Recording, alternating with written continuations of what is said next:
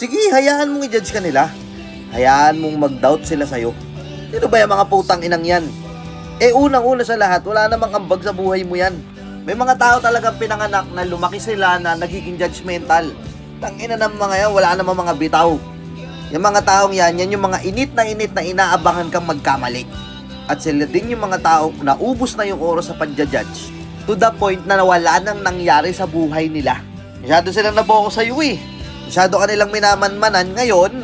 Hindi nila namamalaya na wala na silang oras para sa sarili nila kasi busy silang pakialaman yung buhay ng may buhay. Kaya let them. It doesn't matter kung anong sasabihin nila sa'yo, negative man yan. Basta ikaw, alam mo sa sarili mo, nakapokus ka sa sarili mo. Fuck those people. Alam mo nakakatawa dyan? Kapag naging tagumpay lahat ng plano mo sa buhay, tapos sila, ganun pa rin, nagja-judge sa'yo, pero ni isa sa mga plano nila sa buhay, walang nangyari. Sobrang ironic. Kaya ikaw, hindi ka pwedeng sumuko.